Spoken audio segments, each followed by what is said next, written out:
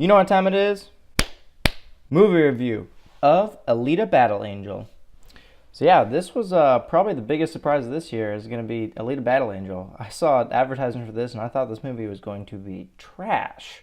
But it turned out it was actually a pretty good film. The movie wasted absolutely no time getting to the plot. It really has kind of no filler. It just kind of keeps going with stuff, which it's kind of annoying at sometimes. But overall, I thought it just kind of kept the plot going. It was a very quick-paced movie and it didn't really waste time with exposition or kind of explaining anything sometimes, but I liked that. I think there's probably some people who didn't, but I personally liked it. So yeah, it can be a little bit confusing at times, but I think this movie is probably going to become kind of like a cult classic in some ways, just because it's just a really kind of silly, fun action movie with like a really cool lead in like a super awesome like universe or world or whatever you want to call it. The story isn't anything special.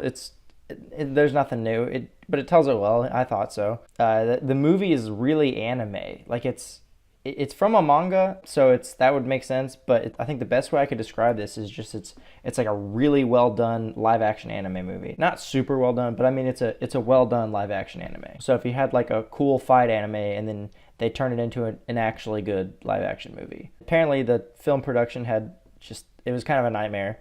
So it's kind of a miracle this movie was even made, which that's cool. I like that. I think they did a good job with it. I thought the world building this movie was just phenomenal. Like they did a really good job. I was really, really interested in just the overall world and the universe and how everything got the way it is. And I hope they expand more on that in the next movie because I was really interested in all that. They did some really good world building. I think besides the world building being just absolutely incredible, the fight scenes are amazing. Like all the fight scenes are really cool. They've got one fight scene that's in like a bar, which apparently I have a friend who's actually in that scene, but I didn't notice him. The choreography in the fights is just all really good. It's very anime fighting. There's actually like an old dude who runs around with like a pickaxe and that's his weapon. That's what this movie is a bunch of cyborgs fighting each other and then an old dude with a pickaxe. It's real anime stuff. But yeah, the stuff this movie has going for it. World building is awesome. Story is awesome.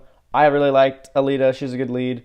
I thought her eyes were a little weird, but you get over that. I think that really turned off a lot of people on just like wanting to go see this movie. It was just she looks really weird. Something I thought was like a little bit interesting was just how bad the critics gave this movie, which I think Alita is a really strong female character. And that seems to be the new thing right now is having a strong female character or whatever.